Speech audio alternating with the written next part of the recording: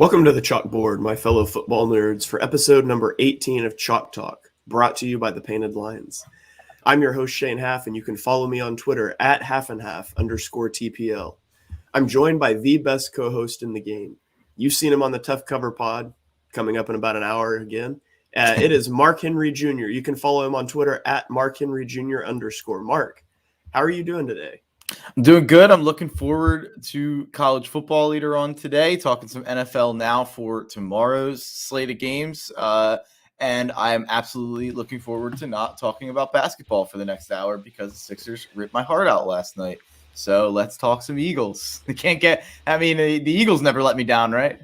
Right. Yeah, for sure. Judging by Twitter reactions, I'm more glad than ever that I'm not a basketball follower. So I just stick with football. I stay in my lane and I only get sad once a week. So it's great. But we've got a great show lined up for you guys today. We are previewing every single game on the Week 7 NFL slate. My voice is mostly back to normal, so you'll actually be able to hear me. It's going to be great. But before we get to it, this podcast is live on Facebook, YouTube, Twitch, Twitter. So drop us a comment. We would love to interact with you guys live on the show. And also follow us on Apple Podcasts, follow, rate, give us a 5-star review. It really helps out our podcast. So Mark, let's kick it over first, as we always do, to the Eagles game. The Eagles travel to Las Vegas for a home game, basically, against the Raiders, because that's what all of these games out here end up being. The Eagles fans travel well. Nobody cares about the Raiders or the Chargers or the Rams out in this area. But let's start it off with the injury report. It came out, I think I saw it yesterday, it might have been 2 days ago, that Anthony Harris, the Eagles safety, is questionable to play with a hands/groin injury, which I don't even want to know. Don't know how that happens. So he is questionable to play. It's definitely a big deal if he doesn't play. This Eagles safety room has been banged up and short on depth all year, so Marcus Epps would likely get the start in that situation. Lane Johnson's back in practice. They have not said that I've seen that he's going to start, but it seems to be trending that way. So that would be a huge boost to the offensive line. For the Raiders, they have Richie Incognito and Denzel Good. Both their starting offensive guards are out. Trayvon Mullen and Damon Arnett, 2 of their corners are out. So again, the Eagles will be facing a shorthanded secondary for all the good that's done them. We got Mr. Crockpot chiming in on YouTube, says, good morning. Good morning, Dibes. Kivo says, whether we like this coach's play calling or not, there have been guys running wide open all year. And he's right, and we're gonna get into that a little bit. But Mark, where do you want to start off with this game? I think you have to start off with the Raiders more than the Eagles even. This is, and I said it a little bit before we went on, this is a weird team. Like, the Raiders are a weird team to try to figure out, like, what's their weaknesses? What's their strength? How do you attack them? What do you prevent against? They're a weird team. I don't think that they're 4-2, the Raiders, but I don't think that they're this great playoff contender who has all these strengths and, a short list of weaknesses. This is a team that's either like average, above average, or below average at like almost every position. I don't think that they're terrible at many positions, and I also don't think that they're elite or great at many positions other than tight end, and then it depends on how you feel about Derek Carr. So it's a weird team. This Raiders team is a weird team, and then when you couple that with the fact that obviously there's a weird situation going on with the Raiders, obviously losing John Gruden as their coach, firing John Gruden or him resigning, whatever you want to say, 2 weeks ago for the emails and for all that stuff. And they bring in Rich Bisaccia as an interim head coach to keep their offensive coordinator and their defensive coordinator intact, doing their jobs and not promoting them to head coach. A lot of teams do that when it's interim. But they had a big game last week. The Raiders came out firing. They came out with their heads on fire. They came out playing their hearts out for Rich Bisaccia, maybe a little bit against John Gruden. And they beat the crap out of the Broncos. Now, I don't know if that is really more of what that game tells you more about the Broncos or the Raiders. We then saw 3 days later the Broncos go to Cleveland against basically the minor league Cleveland Browns without their quarterback, without their running backs, without JOK, without a lot of guys on the defense. Cleveland was still able to control the entire game and win the game over Denver. So I think that Denver blowout by the Raiders last week, we can kind of look at with a little bit of a side eye now. We can kind of understand like, oh, this Broncos team is not very good. They're 3-4, lost 4 in a row, and their only 3 wins are against the Giants, Jets, and Jaguars. So I think a lot of people reacted to that Raiders win like, oh, wow, Raiders are turning a corner without Gruden. To me, it was just the invariable get up spot after a fired coach, and you play for that interim who's been, a coach for 50 years. And I think that there's usually a letdown spot attached to that. And I think we'll see that this week. I do not think the Raiders will be as sharp. I don't think they'll be as aggressive. I don't think they'll tackle as well. I just don't think everything that went well for them a week ago against the Broncos will be able to go well for them against the Eagles. I'm not saying that the Eagles are some great team. I do think the Eagles are a better team than the Broncos, and I think they're a healthier team than the Broncos actually also. So that'll be an interesting thing to look forward to. I didn't talk much Eagles there, but the Raiders, it's really hard to try to figure out what this team is. Yeah, the question is, what do we think of Derek Carr? He's second in the league in passing yards. He's top 5 in intended air yards. He's an aggressive quarterback. And you see that reflected in their offense. The Raiders have the most explosive plays in the NFL right now. They've got Darren Waller at tight end. They've got Henry Ruggs is starting to look like a guy that maybe he should have been in the conversation for being picked as high as they took him last year. He's starting to look explosive. And, they're meeting an Eagles defense who gives up the second least explosive plays in the NFL. They've been content playing high-powered offenses, playing the Buccaneers, playing the Cowboys. They've been content to sit these 2 safeties deep, force underneath throws, and play this bend-don't-break style of defense. Now, both Tom Brady and Dak Prescott were happy to walk the ball down the field, execute these precise 12, 14-play drives, and put up a lot of points. I just don't know if Derek Carr is that kind of quarterback.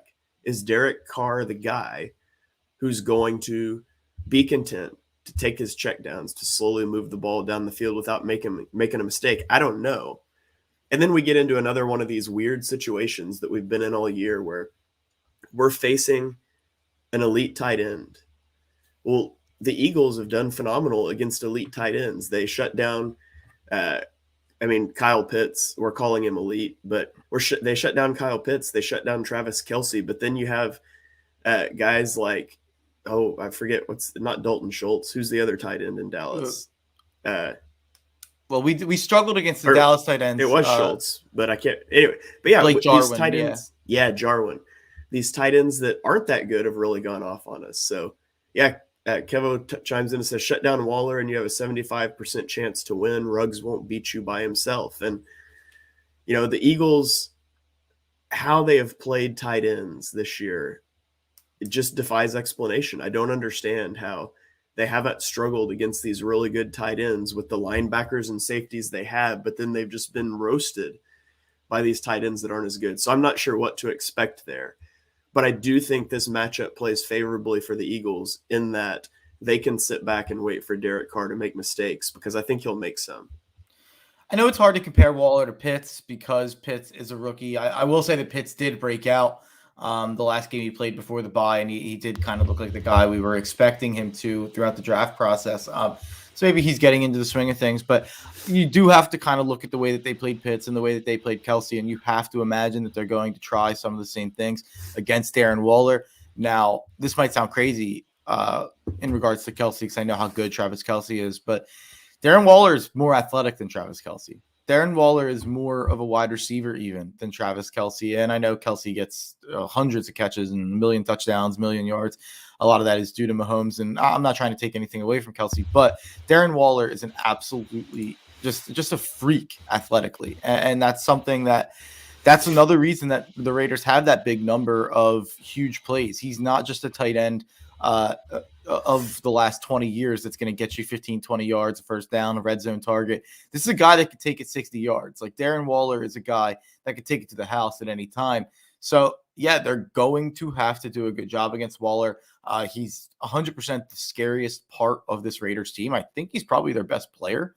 There's a couple guys on deep. Maybe Max Crosby has something to say about that. Maybe Derek Carr has something to say about that. But Darren Waller's probably their best player. And you mentioned, how do you feel about Derek Carr? It does come down to a lot of how we feel about Derek Carr. I think Derek Carr is a back-end top 10 quarterback, maybe top 15 if 10's too many.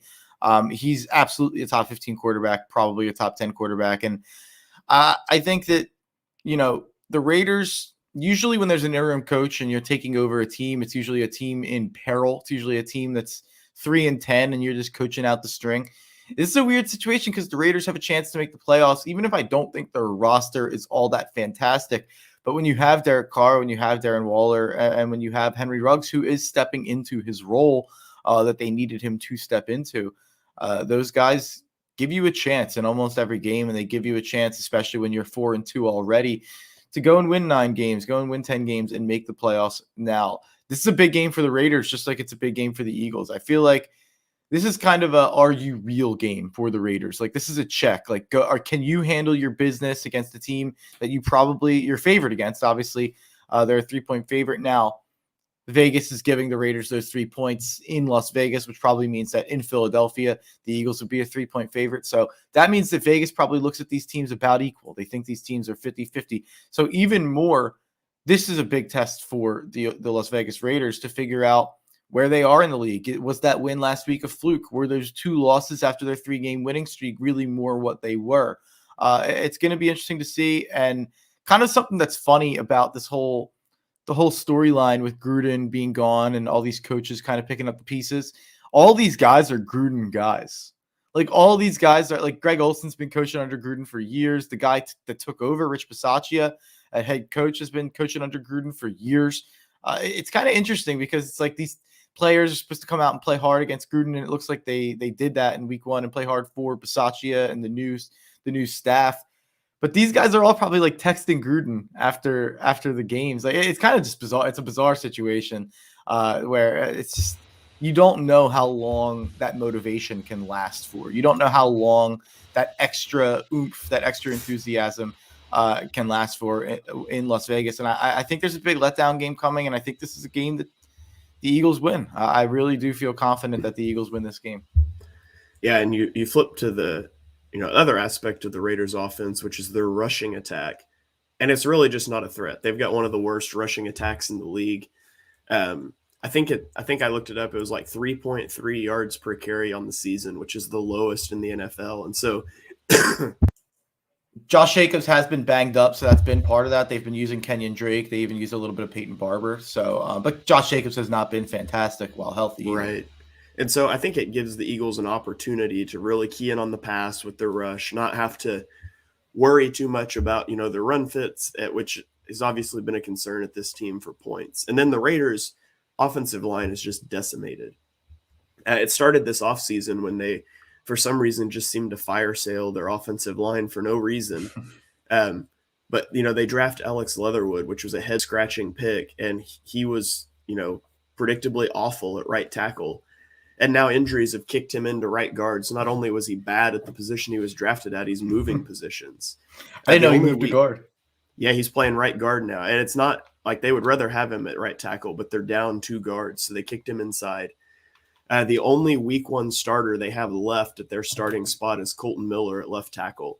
And then their center, Andre James, is the lowest graded center in the NFL by PFF this year. So you've got a bad center, you've got a bad right tackle who's now playing right guard, and you get Javon Hargrave and Fletcher Cox lined up against that. And so, I know we talk about this every week, but this is a game where the Eagles' interior defensive line really needs to step up.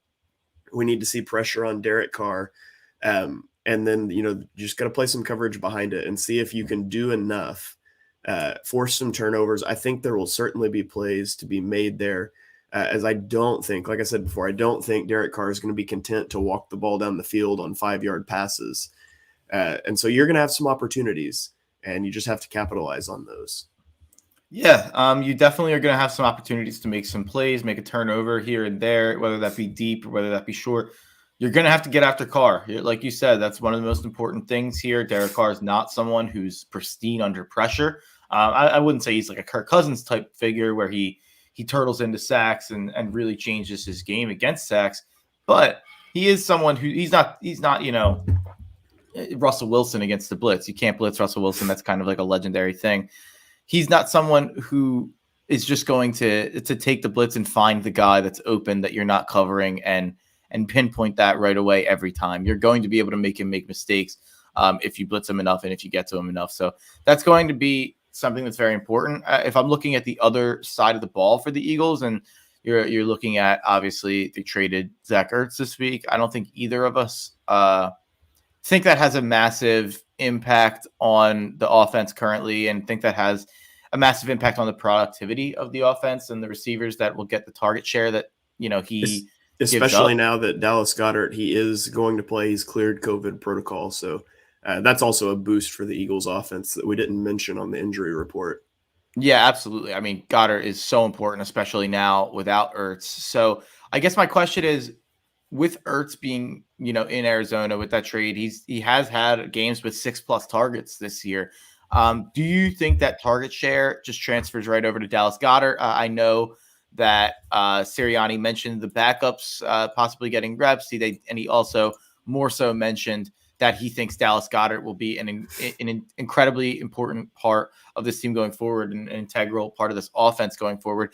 Do you think maybe Quez or Rager gets more work? Do you think Devonta is more keyed in on? Do you think it's just the Dallas Goedert show? I guess where do you think that target share from Ertz goes? One problem, honestly, I think with this offense is that Devonta Smith is being looked at too much already by Jalen Hurts. Which is going to sound crazy because he's by far the best receiver on this team and he doesn't get enough receptions. But you can see on tape that Jalen Hurts, so many times, he just locks in on Smith. That's where he's going. And so, I hope that's not the direction that we end up going here because he really does need to become better at reading the field. We had the comment that came in earlier, that whether we like the play calling or not, there have been guys open all year, and that's true. And Hurts has not answered the call. And you can go back and look at last week's game, and it was a bad Jalen Hurts game. There were a lot of plays that were there to be made that he left on the field. Now, as for, where do these targets to Ertz go? The Eagles are not a 12 personnel team anymore. They have only run 12 personnel for 84 snaps this year, which is 21% of their snaps. And so there's not a lot of times that you're having Ertz and Goddard on the field at the same time. So I think the majority of that is going to benefit Goddard. For those 12 personnel looks, obviously you're going to have to bring a backup in. Howie talked a lot about Tyree Jackson, which was kind of crazy to me because he's making a position switch and has literally never played an NFL game at tight end. He looked good in training camp, but so yeah, I think you see Quez Watkins. I think you see Dallas Goedert get some of that benefit. And, I think you see Devonta Smith get that too. Although I hope not to an excessive amount. Yeah, I think that my hope. Oh, obviously, if you're a fantasy football owner out there and you're listening, maybe trade for Dallas Goedert. If you have Dallas Goedert, maybe feel more confident in your tight end position. I know I have Goedert in a few leagues, and I'm feeling a lot better post Ertz trade with Goedert starting at tight end. And I do think that this could be a big rest of the way for Goedert, where he might make himself some money in the offseason with a contract. And I really did like how Sirianni talked about Goedert in his press conference after Ertz. He really was like, when you look at what Goddard's on pace to do, you look at what he was on pace to do last year, and you compare it to the best tight ends in football. There's not many guys that can do what he does. And I'm glad to know they realized that, because there has been a lot of games this year where I've complained about the lack of use of Goddard. So I almost think that this Ertz trade forces them to use Goddard a little bit more. I do think Goddard will be the one, like you said, who really picks up a big portion of that target share from Ertz. Now what I hope is, and what I've been hoping all year, is I want to see Quez more involved. Every time we get this guy the ball, it seems like good things happen.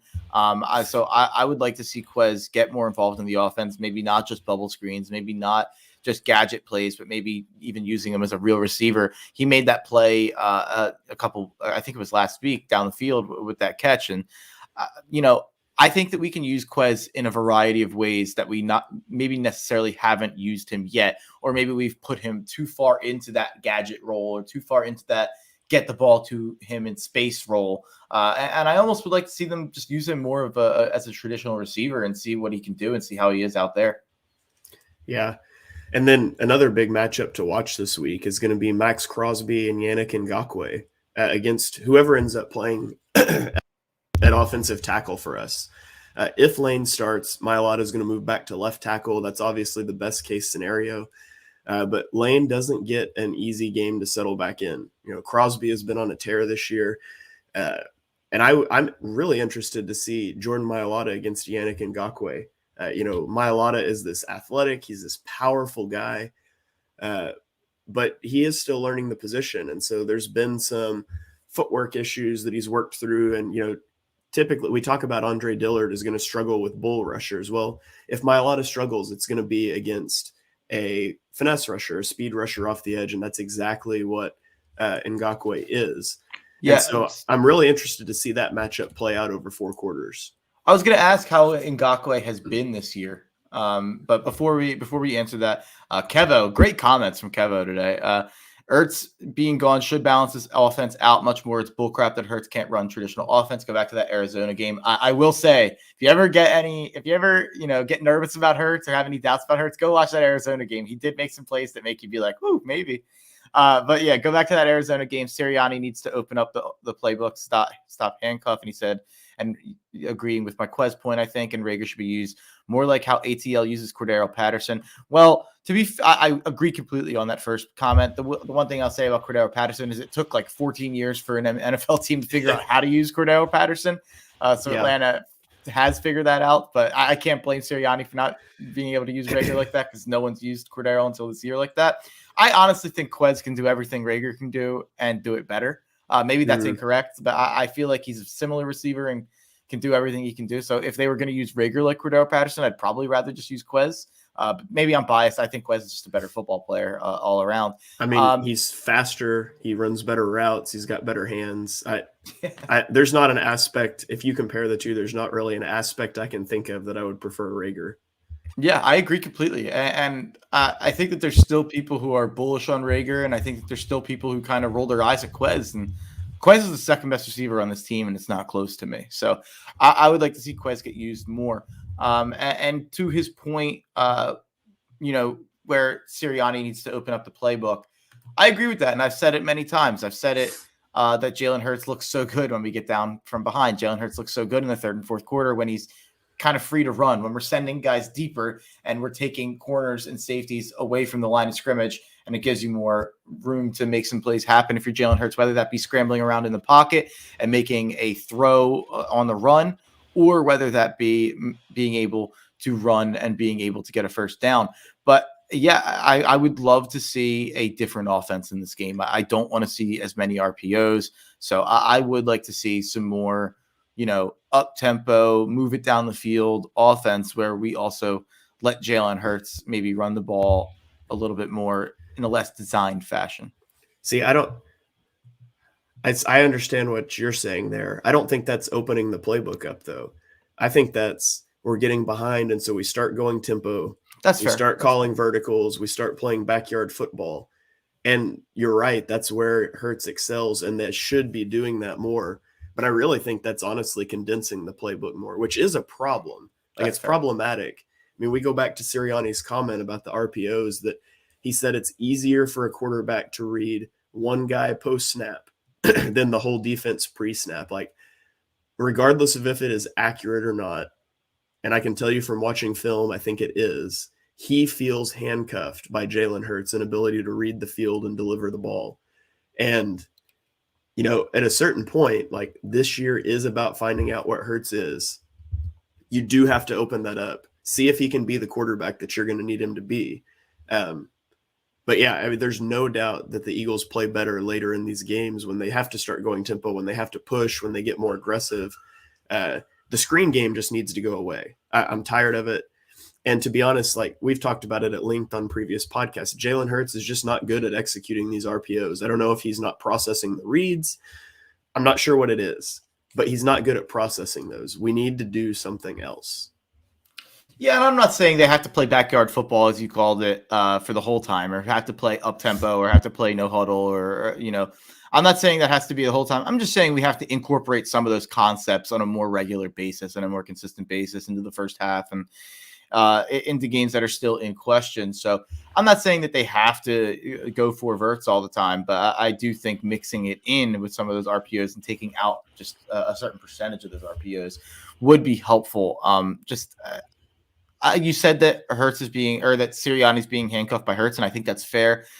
And I think that's a point that not enough people are bringing up, and I do think that that's fair. I do think that as I say, it's also possible that opposite is true at the same time. Hurts could be handcuffed by Sirianni, and that's what makes it so difficult to evaluate a new quarterback and a new coach at the same time. I mean, Hurts is in his fourth offensive scheme in 4 years: Alabama, Oklahoma, then Doug and Sirianni. So, and we talked about this before earlier in the year. Like, the offense is bad, the play calling, the quarterback, and the receivers all look bad, but which one are causes and which ones are symptoms? It's hard to parse that out sometimes. And the further down the road we get, I think we start removing receivers as one of the causes, and it's down to quarterback and play calling. Which one of those is the biggest deal? And so one thing, and this podcast is not a run the ball podcast, but this week the Eagles need to run the football. This is the week. Like, the Raiders are one of the worst run defenses in the league. Yannick Ngakoue was benched in Jacksonville. Like, if you get benched in Jacksonville, that's a gut check moment of your career. He was benched in Jacksonville for poor run defense a year ago. The Eagles' offensive line on average outweighs the the Raiders' defensive line by like 42 pounds. So this is a game you can run the ball downhill. And I'm not saying we need to run the ball 40 times, but I'm saying that needs to be a part of the game plan this week. Yeah, I think it will be. I think they will run the ball this week. I think it will be a part of the game plan. And you saw at the end of both of the last two games that we were able to run the ball. And in those two games were never going to be run the ball games against the offenses we were facing, against the run defenses we were facing. But you put it exactly correctly. They're going to have to run the ball when the Raiders are this poor at defending the run. There's definitely going to be more open lanes, I think. Now it's up to Miles Sanders to take those lanes, to hit those lanes, and to get the yards that he should get and not dance around in the backfield or not go out of bounds when we're trying to run out a lead like he did 2 weeks ago against Carolina. Twice. It's still unbelievable. So we didn't see a lot of Gainwell last week. I'm curious to see if we see more of a split this week, or if it's a Miles Sanders week. I mean, Gainwell has been used a lot in the passing attack, so I imagine if they're running the ball a lot, that will probably go to Miles. So maybe you fantasy owners out there who have Miles Sanders, you can be happy. Maybe he has a better week this week, but it's obviously going to be important for the play action in this too, because I think it's something I've noticed with Hurts is that he's not really looking at the running backs to throw to. There was a play last week where I think Rager was across the middle. A lot of people thought it was a PI. A lot of people also thought it was a ball Rager should have had. And Miles Sanders was wide open in the flat. Miles Sanders was wide open in the flat, and it would have been like a 15, 20, maybe even more 15, 20 yard gain. And he just missed it. He didn't even look over. He didn't look to his left. He was keyed in on Rager the whole time. So I would like to see Miles and Gainwell used more in the passing attack. I know Miles has had his struggles in the past, so maybe Gainwell. But I would like to see the running backs utilized in the passing offense. Yeah. Let's get to a few comments here before we move on to the NFL. Justin chimes in and says, I can tell you why the Eagles prefer Rager. He was a first-round pick. Draft politics by Howie. And you certainly see that. I mean, let's be honest, that's the only reason it was a competition in training camp between Andre Dillard and Jordan Mailata. And then Kevo chimes in again and says, he's talking about the read option, the RPO. He says that the read actually helps the defense get a head start by manipulating our offense to do what they want us to do. They're basically forcing Hurts to keep it. And there's elements on both sides there. The great thing about the RPO is you're always going to be +1 because you're taking one guy out of the play. Just whatever read he makes, you're going to make him wrong. And then you're operating in a numbers advantage. The problem with it is the defense now gets to dictate what you do. And so if the defense wants Hurts to keep the ball in his hand, they play the run and they make him beat that. And so far, Hurts has proven not able to do that. So I don't think it gives the defense a head start. It puts them behind the numbers game, but it does allow them to dictate what you do. And when a quarterback is playing as poorly as Hurts played last week, they're always going to play that run and make him keep it and throw. But there's an element that you can do that without the RPO game too. I mean, this is what Jim Schwartz used to do, right? Jim Schwartz would stack the box. We will always be +1 in the box because we want you to throw the ball. And you can run it against us, but it's a waste of a play. Well, teams could do that too. Teams can stack the box even if it's not RPOs. And a lot of times you'll check out of those. But regardless, the Raiders run defense, there's yards to be had, and the Eagles have to be dedicated to running the ball this week.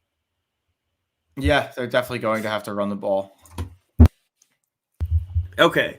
Well, let's throw it around the NFL, hit on some of these other games. Let's go, first of all, to New York. Carolina Panthers travel to the New York Giants. The battle of two quarterbacks that, I don't know. I mean, Sam Darnold and Daniel Jones. I've seen a lot of argument on Twitter this week of, Daniel Jones is better than Sam Darnold. No, Sam Darnold's better. What are we doing, guys? They're the same thing. Neither one of them are any good. Maybe it's a Sam Darnold revenge game. I mean, you had Dave Gettleman pass on Darnold and take Saquon Barkley, and it condemned Darnold to the Jets for a few years. And then, of course, he takes Daniel Jones the next year. I don't know. The Giants are missing a lot of guys, though. Andrew Thomas, Kadarius Toney, Saquon, Kenny Golladay. These guys are all out. From where I sit, I think Carolina has a slightly better defense than the Giants have. And with all those guys out, man, I don't trust Sam Darnold, but I guess I trust him a little bit more in this context than Daniel Jones. Yeah, I think Sam Darnold's probably safer, and I think Daniel Jones probably has more talent if you're comparing the two. Neither are a top, I don't know if either are top 40 quarterbacks in the NFL. I'm willing to go that far. Like, I think I'd probably rather have Minshew than both of these guys. I think I'd probably rather have all the rookies than both of these guys. I don't know. Neither of these guys are good at all. I would be betting on this game and taking Carolina if Christian McCaffrey was healthy, but he is not. Carolina's -3. I'd stay away, but I do think Carolina wins the game. All right, so we agree on that one. Not a lot to say there. Let's move on to the next one. The New England Patriots at the New York Jets. This is a rematch of a Week 2 game. I believe, was this the game where Wilson got sacked like 6 times or whatever? 4 picks. Yeah. The Pats won 25-6. So we get a rematch of these two rookie quarterbacks, see how they've progressed. I think New England needs to start putting the ball in Mac Jones's hand a little bit more, but you don't have to do that against the Jets. Zach Wilson, he's had trouble making plays in structure. He can't stay in the pocket and make plays. Bill Belichick is certainly capable of keeping him in the pocket, and I don't look for this to be a good day for Zach Wilson. Neither do I, and that is why I absolutely love a couple bets in this game. I love New England -6.5, and I also love Jets team total under 17.5 points.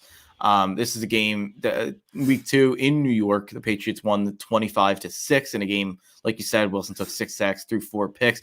Bill Belichick is 22-6 against rookie QBs in his career, 13-0 at home. And the last rookie quarterback to beat Bill Belichick is Seahawks quarterback Geno Smith. So it's been a long time since a rookie has beaten Bill Belichick. And you look at the game in Week 2 that these teams played in New York, the Patriots didn't even play well. Like, especially offensively, they won 25-6, but they went 3 of 12 on third down. And Mac Jones had 180 yards, no touchdowns. I mean, this was a game they couldn't score. They kept kicking field goals, but Zach Wilson, it didn't matter. He just kept giving them the ball. So I think that we see another game where the Jets offense just can't play against Bill Belichick's schemed up defense. Yeah, I agree. I have not looked at my betting lines yet this week because I'm running behind, but both of those sound good, and I'm probably taking them as soon as we get off this show. So next we have the Chiefs at the Titans. This game could turn into one of the highest scoring games of the year. I mean, the Chiefs have no defense. The Titans have no secondary. Like, everybody's hurt. I forget what the over was on this game, but it is astronomically high. Probably not one that I trust to be that high, just because the Chiefs have been so turnover prone in opponents' territory this year. And for a game with a team that runs as much as Tennessee to get over 58, I mean, you can't be having those turnovers that have come. And there's always a fear, the Titans might get ahead by a touchdown and just like park the bus and try to run this thing out. But I expect this to be an extremely high-scoring game. And ultimately, go ahead. No, I was just going to say it's the highest over-under of the year. Yeah, highest over-under of the year, and I'd be surprised if one gets over it this year. I mean, this is a perfect storm. If you want to see a high-flying game, if you're watching NFL Red Zone, this might be the only game that shows up on there the whole day. So, but at the end of the day, I'm trusting Patrick Mahomes. I'm going to take the Chiefs. I don't think they can stop Derrick Henry, but I don't think it matters because I think their offense is just too good. I think it's going to be an awesome game. If the Titans weren't coming off of a big win on a Monday night on a short week, having to play Kansas City, maybe I'd be a little bit more open to a potential Titans win, and especially a Titans cover in this game as a home dog. I just can't do it. I can't bet against Patrick Mahomes. I can't pick against Patrick Mahomes. I think this is going to be a really exciting game. Like you said, I don't think there'll be a total that goes over this. I think these are the two worst passing defenses, at least according to fantasy football. I think these are the two worst. So these are two teams that they don't offer any resistance in the pass, and these are two offenses that can score the ball at will. I mean, we've seen both of these teams in the 30s and the 40s. So I think Kansas City, it's actually surprising that Kansas City's the 3-3 team here. Tennessee's 4-2. It's funny that they have the worst record here. And this is going to be a fun game. It's going to be a fun 1:00 slate, by the way. The Eagles play at 4 this week. All the other games at 4:00 are huge spreads. I think it's like Tampa, we'll get to them. Huge spreads. These games at 1:00, it's Kansas City, Tennessee. I mean, the next one we're going to talk about, some of the other ones that we've already talked about. This is going to be a fun 1:00 slate, a fun red zone slate before we have to tune into the Eagles game. I'll go with the Chiefs to win, though. Kansas City is allowing 277 yards through the air per game. Tennessee is allowing 276. So it's pretty even there. 1 yard difference on the year as an average. It's funny. Okay, next game, we've got the Packers traveling to Washington to take on the football team. I don't have much to say about this game. The football team defense is bad, and Aaron Rodgers is not. I think the Packers roll in this game. I like the over. I'm going with the over, 47.5. The last 5 games, Washington is still 4-1 on the over. I took it last week. Didn't quite hit because it was in that mid-50s. It's back in the 40s.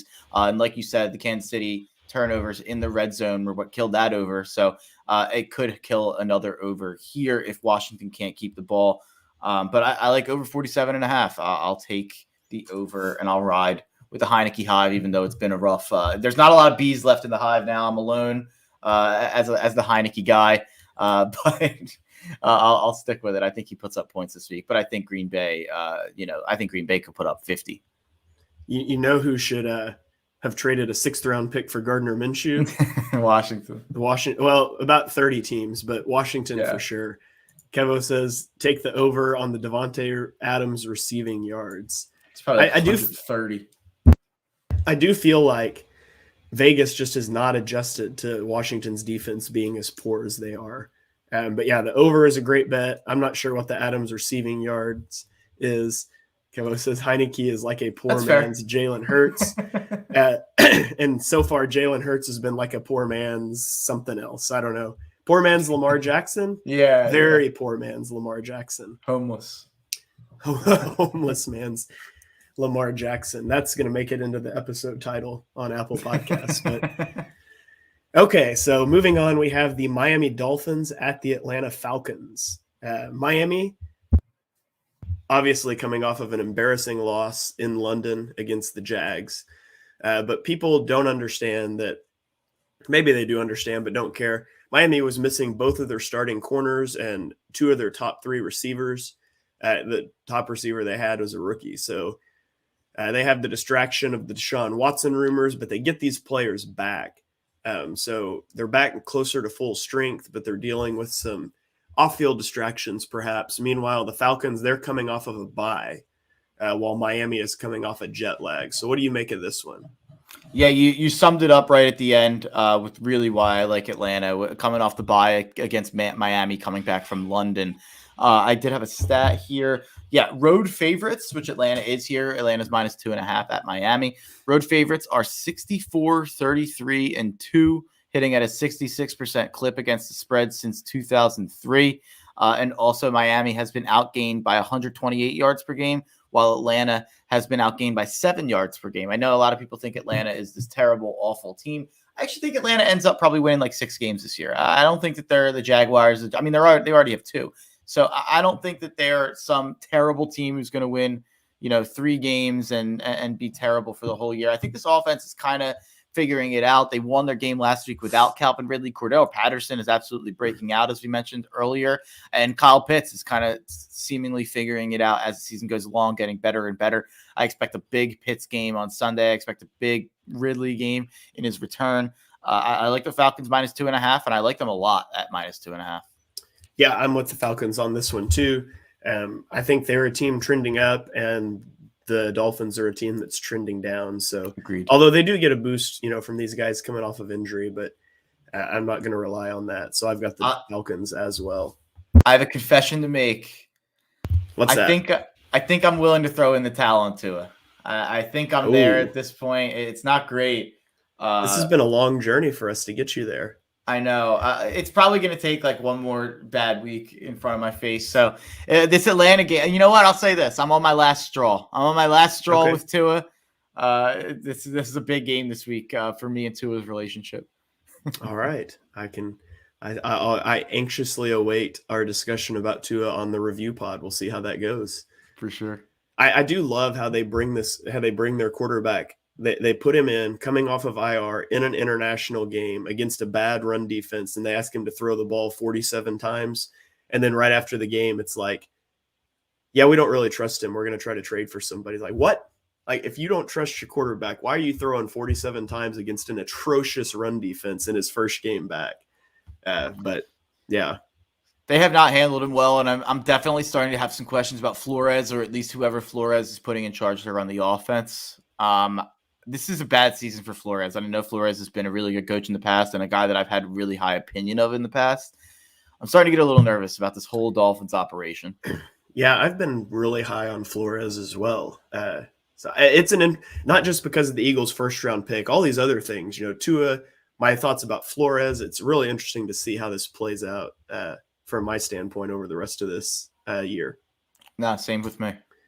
We got Kevo chiming in. I'm not sure where this quote came from, but this is interesting. This is talking about Sirianni. Reich also tasked him with the duty of periodically reminding him to not get away from the running game. It might not seem like it given the Colts' yearly run-pass splits, but as an ex-quarterback, Reich's natural inclinations are to throw the football. Sirianni helped keep the Colts' attack balanced. I don't know what that's from, but I do know I've heard that before because this offseason, a lot of fantasy analysts were like pounding the table against the Eagles receivers, against Devonta Smith, for Miles Sanders, for Jalen Hurts as a running quarterback. And they were basically saying that they thought we were going to be one of the most run-heavy teams in the league, which is pretty funny to look back on now, obviously. Yeah, for sure. He said the quote makes me think there's more to us being so pass happy, and that's certainly possible if you want to put your conspiracy theorist hat on. I mean, we heard about, you remember the Thursday night game with Doug Peterson where we went into Green Bay and we just ran the ball. Like, it was a ridiculous run game, but the Packers sat in dime all game. We ran it down their throat and we won a game nobody thought we could win. And there were reports that the day after the game that Peterson met with Jeffrey Lurie and Howie Roseman, and they just like reamed him over running the ball so much. So, I don't know how true that stuff is, but that one's pretty well sourced, and there could certainly be an element of that at play here, as they're just kind of meddling in play calling. So something that we could also definitely keep an eye on. No, and I mean, I believe it 100% personally. I think that is 100% what's going on. And we've said, a million times that we think Sirianni's a puppet for Howie, and we think Sirianni is carrying out what ownership and what Howie wants him to do. So, yeah, I'm not at all, I'm not at all against that narrative. All right. Let's keep rolling along here. We've got 6 games left. Baltimore at Cincinnati. Now, this one's interesting to me. Baltimore is coming off a game where they just shut down the red-hot Chargers. Now, there's some things going on there. The Chargers, they run all of these condensed sets, and the Ravens, they like to blitz. And when you're condensed, when your receivers and tight ends are snug up to the line of scrimmage like that, it allows the Ravens to disguise what they're doing so well. And I think that's what you saw happen. They disguised it. They were able to confuse Herbert, get pressure, And ultimately, they shut that offense down. Cincinnati is the exact opposite. They like to go empty. They like to spread you out. Their whole offense is predicated on 5 guys out on routes and Joe Burrow just distributing the ball, getting it out quick. And so that's going to make it harder. It's going to tip Baltimore's hand if they go blitz heavy. But on the other side, you got to question Cincinnati's devotion to this strategy with a guy who's taken so many hits so early in his career. He's coming off of a major injury. I'm interested to watch that chess match, see if Burrow will sink or swim against an attack like the Ravens present on defense. On the flip side of the ball, Cincinnati may be the best defense that the Ravens have faced so far. Maybe. They're certainly playing better than expected. But Lamar is just playing on a different level right now. And I don't see it. Doesn't matter. I don't care if 6 more Ravens get injured. I don't see how you can pick against Lamar as long as he's not among the injured. Yeah, I'm in the same boat, and I don't know where the stats are. I don't know what the stats say at this point. Lamar Jackson's been the most valuable player to any team in the league of the NFL. Like, I don't care what Kyler Murray's doing. I don't care what Tom Brady's doing. I don't care what the numbers say. I don't care what his passing stats are. Lamar Jackson is carrying an average team to elite contender status. That's truly how I feel about this Ravens team. Maybe that defense is a little better than average. Maybe I'm giving them not enough credit. This is an average team overall, I think. You look at the weapons he has, you look at the running backs he has, you look at everything that's went on the offensive line that's off season and in general. It's an average team. And Lamar Jackson's not an average guy, though. Lamar Jackson, one of the 5 to 10 best players in football, and he really deserves to be treated as such. And like you said, I can't pick against Lamar. This won't be a game I'm betting. It is a few too many points for me. Baltimore being a 6.5 point favorite. Cincinnati is a good football team playing good football, but I can't bet against Lamar. I can't bet against Baltimore. They're just going to keep winning. And I think that last week's win against the Chargers went way too under the radar. People are not talking enough about the fact that the Chargers played the Ravens. The Chargers were favored, and the Ravens won by 1 million. They won 34-6. Like, it was never a game. The game was never in doubt. And the Ravens just took over, controlled it from the start, and controlled it for the entirety of the game and ran it down their throat in a way that they haven't been able to do against anyone all season. So I think that game showed you that there might even be another level for this Ravens team, and that level was what we saw last week. And that's a Super Bowl contender. I truly believe in Lamar to just elevate this team to Super Bowl contender status. Pop quiz. How many players do you think the Ravens have on IR right now? It's got to be like 7.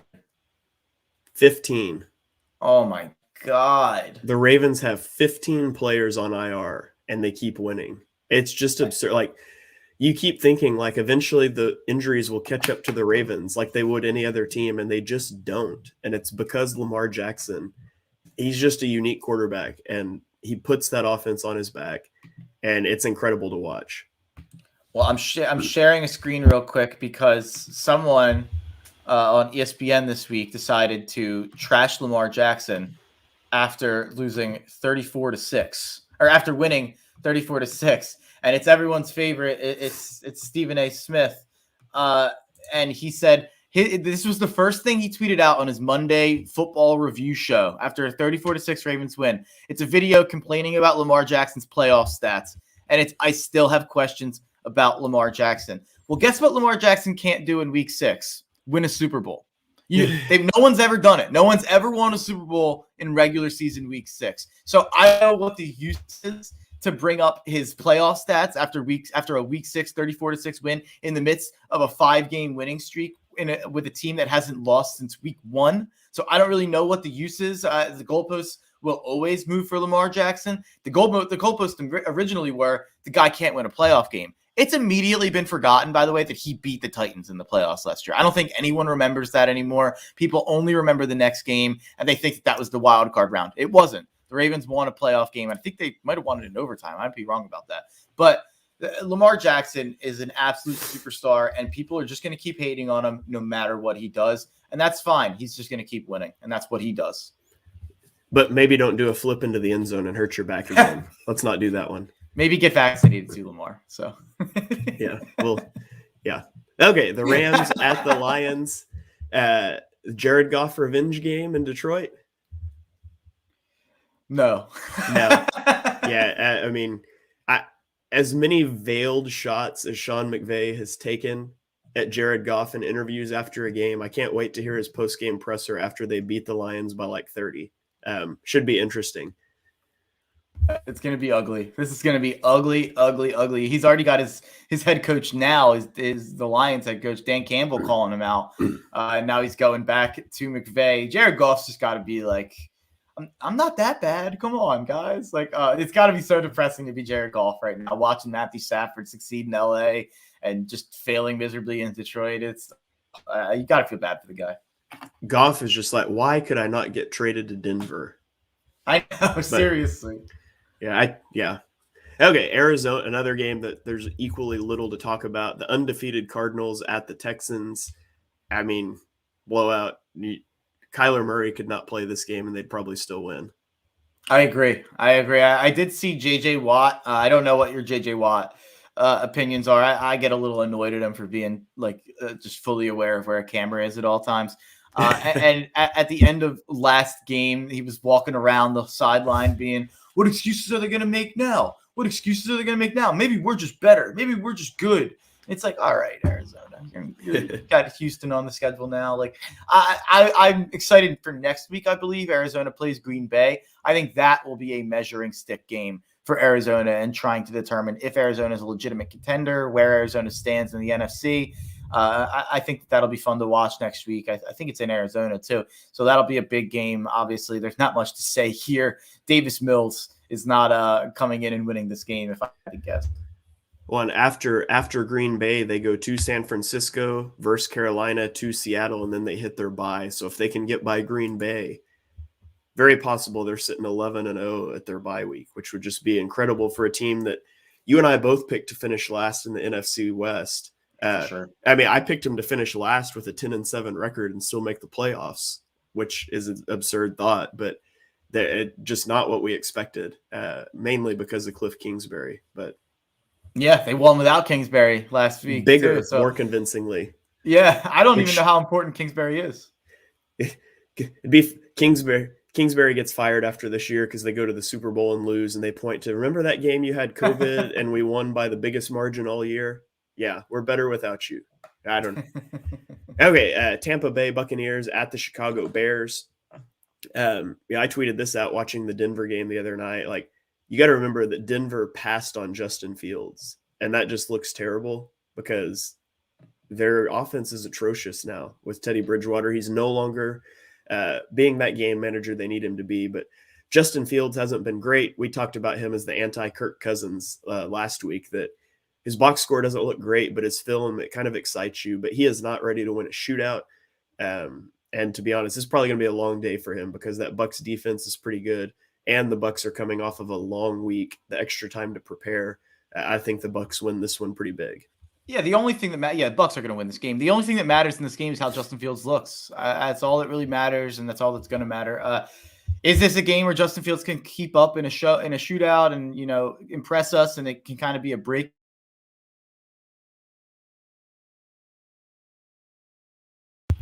Uh-oh. Mark froze for just a second. Out game for Justin Fields, and because I think I lost you there for a second.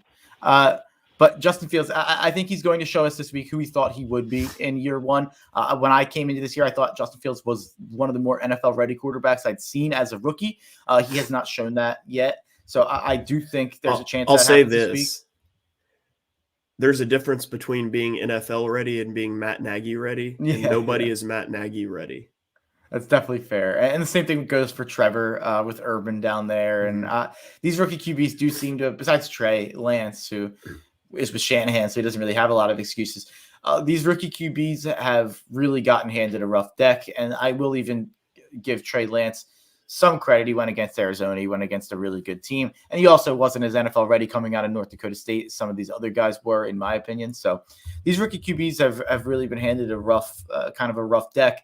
Justin Fields is either going to have 1 or 2 games here, and it's either going to be the game where everyone on Monday and Sunday night is reacting by saying, wow, Justin Fields really impressed us, and Justin Fields really showed us who we thought he was coming out of Ohio State, or it's going to be the opposite where he gets sacked 8 times and he throws a couple picks, and it's, wow, did they make the right decision taking Justin Fields? And I'm not saying that's fair, and I'm not saying it's unfair, but I do think that there's absolutely two doors here that Justin Fields can walk through in terms of the reaction to the game. Speaking of Trey Lance, like how snake bitten do 49ers fans have to feel? As we'll talk about 49ers at the Colts here, that, you know, you've had the Jimmy G injuries for years. Jimmy G gets hurt, and so Trey Lance gets his shot. Trey Lance gets hurt, and now he's out. Jimmy G's coming back. I mean, man, they cannot catch a break in terms of quarterback injuries. But Jimmy G is going to be back in the lineup with perhaps his last chance to keep his starting job against the Colts. And the Indianapolis offense looked explosive last week. Now, if I don't give you the context that it was against the Texans, you might feel really good about the Colts in this game. But it was against the Texans. And now Paris Campbell is on IR, and T.Y. Hilton is questionable for this game. So what do you make of this one? I actually really like Indianapolis to win this game. I know that's going to surprise some people. I just think they're getting in the right direction of things. They're going in the right direction. I know they have some injuries, but they look good in that Baltimore game. They did collapse and lose that Baltimore game, but then they look good against Houston last week. I know that it's Houston, but I was impressed with Wentz's deep ball in that game. I something I feel like I haven't seen ever out of him. The accuracy on the deep balls he was throwing and the throws beyond 20 yards. So I'm going to go with Indianapolis. I'm really kind of low on San Francisco right now. They're a 3-3 team, or I think there might be 2-3 actually, because they had a bye. So they're a 2-3 team. And one of those wins is a game where we absolutely outplayed them for 3.5 quarters. So not an impressive team at this point. I think I took them in the game that Trey Lance started against Arizona. I thought they would win that game, and they really let me down. The rest of that offense, the running game that, it's supposed to be a Kyle Shanahan staple to be able to run the ball no matter who's back there, hasn't really been the case. So I'm going to go with Indy. There is some rumor that this is a bad weather game. It looks like there might be a lot of rain, wind, mud in the forecast. It looks like it'll be an ugly one. And I think that might play towards Indy's strengths instead of San Francisco, because Indy's going to want to run the ball, and they have a great run defense. So I think Jonathan Taylor absolutely eats in this game. So if you're one of those fantasy owners and you're up 45 on Jonathan Taylor, going into Sunday night, I wouldn't feel like it's over. Jonathan Taylor's had some huge games, and I think he'll have another one here. Yeah, I feel good about the Colts in this game too. Carson Wentz looks like a quarterback that's trending in the right direction. Mark Schofield wrote a fantastic article breaking down, the two arguments with Wentz. Is he getting back on track, or is he not? And he came, at the end of it, he came back to, you could argue either way, but he would much rather be the guy arguing for Wentz at this point because his mechanics have looked better. He looks like he's settling in. So that's going to be interesting to follow. But I do like the Colts in this game. Do you want to hear something crazy here? What's that? Me and you have not picked a game differently this week. We have all the same picks this week. Well, cue up our combined record being like 4-10 or something then, because I don't know if you have these stats, but I've been interested to see what our record is when we agree on the pick. I know I had our numbers a couple weeks ago. I've gotten behind. If I'm bored this weekend, I have a drive. I'll try to listen to the end of some old Chalk Talks. Okay. To get our picks and get our records. Yeah, next year we need to track that as we go. For sure. I will. I'll get it tracked by next week. Okay, sweet. And then our last game, we've got the New Orleans Saints at the Seattle Seahawks. Speaking of teams that should have traded for Gardner Minshew, I had a dialogue with a Seahawks fan on Twitter this week where I said that Geno Smith was not the reason that the Seahawks lost that game. And he disagreed with that to an extent. Ultimately, he said, he was on that fumble in overtime. I was like, it's an overtime. It was a scramble deal. He's got both hands on the fault ball. Sometimes it just happens. But, if you're in a position against a team where your backup quarterback outplays their starter, you got to win that game. And the Seahawks didn't. They got beat by the Steelers. And I would say he played pretty mistake-free football, but are you scared of him? I mean, you're not. Like, the Gardner Minshew trade should have happened here too. If the Seahawks had Gardner Minshew out there, they win last week, they win this week. Instead, Geno Smith is facing the number 3 ranked DVOA defense, and they are not scared of him. The Saints get Traquan Smith, Marcus Davenport, and Quan Alexander all back in practice. It's uncertain if they're going to play, but they may be back this week, or if not, very soon.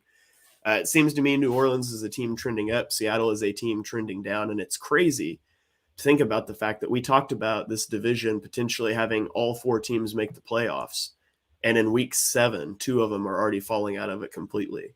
So I don't see how New Orleans – well, I do see how New Orleans loses this game, Jameis Winston. But if Jameis stays out of the way, I think New Orleans wins this one. I might have less of an opinion on this game than any game that we've covered so far this season.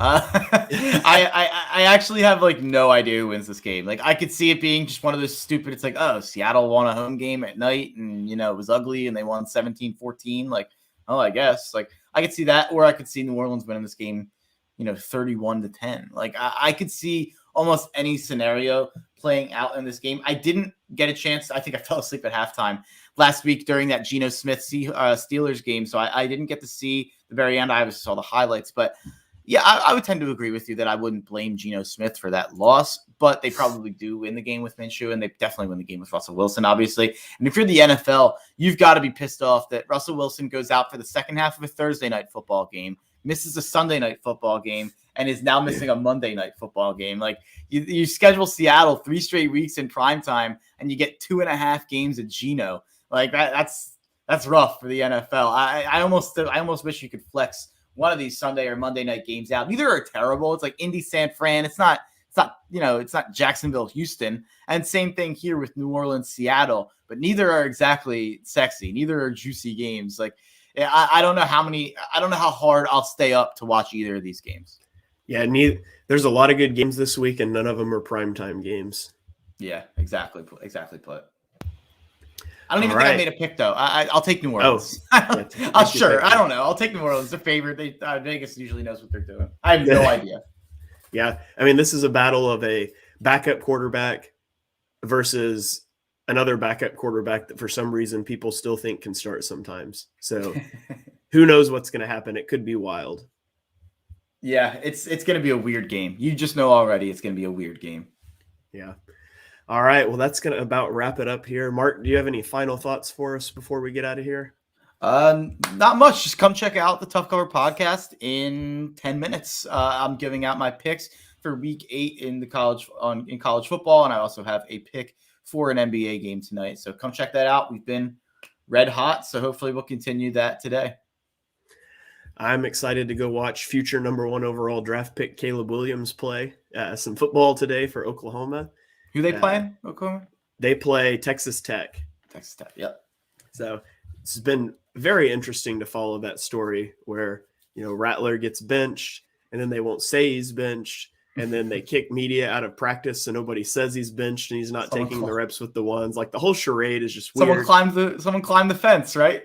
Yeah, it was on a rooftop with binoculars or something. Yeah. So if you wonder how football obsessed we are in Oklahoma, it's not the NFL, it's college, because we don't have an NFL team and we got people climbing buildings with binoculars to spy on practice. But yeah, and then like his first game as a start, the commentators are literally talking about if he could win the Heisman this year. By the way, I kind of think he can. If he keeps playing like this, like there isn't someone that's like Matt Corral is probably the Heisman right now. Caleb Williams could take it from him still, theoretically. Yeah, and they have a soft schedule, so I'm interested to follow that. Obviously does not correlate to the NFL in any way because he is ineligible for the draft this year, but I think he's going to be a riser over the next year or so. Might be the guy, not hear this the right way, not Trevor Lawrence, but with that same sort of hype that builds over a few seasons where like this guy might clearly be the number 1 pick, not on the same level as Lawrence, but we might know, a year or two out, like he's going to be the number 1 pick. And so it's going to be interesting to kind of follow that hype building, especially for me when it's my team anyways. So I think we know it now. I think we know it right now. Caleb Williams is the truth. Maybe I don't want to jinx this guy and I don't want to say he's the number 1 pick in 2023 or maybe 2024. I'd have to figure out what year. But he's going to be the number 1 pick. This guy is unbelievable. I see so much Kyler in him. I think he's Kyler Murray. Like I love this guy. And but if you do want to watch someone this week who does pertain to the NFL draft for this year, Carson Strong is playing his biggest game of the year for Nevada. They're playing Fresno State. I know Nevada, Fresno State probably doesn't sound like a great game, but this is probably the best defense and best team Nevada will face all year. So this is a big test for Carson Strong, who, by the way, I low-key think will end up being a top 5 pick. Yeah, so somebody has to. I mean, there's so many quarterback needy teams.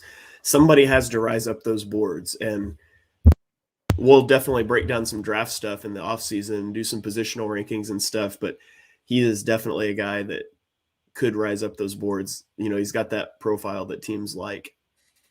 Absolutely. He's the only, you look at all the other quarterbacks that are kind of assumed draft prospects this year. They're 6 foot, 6'1", 6'2". Carson Strong 6'4". He's the prototypical quarterback that some of these GMs would make in a lab. Yeah. The tall guy is always going to get the benefit of the doubt. So anyways, so that's going to about wrap it up for us here today. Thank you all for joining episode 18 of Chalk Talk. Those of you that chimed in the comments, we really appreciate it. If you enjoy what you heard on the show, and we know that you do, be sure you smash that subscribe button so you don't miss the next episode. Drop us a 5-star rating and review on Apple Podcasts. It really helps us out. You can follow us both on Twitter. I'm at _TPL. He's at Mark Henry Jr. Go over right after the show and watch his Tough Cover Pod. Go make some money on football this weekend. So for me, from Mark, from the Painted Lines, we'll see you guys next time.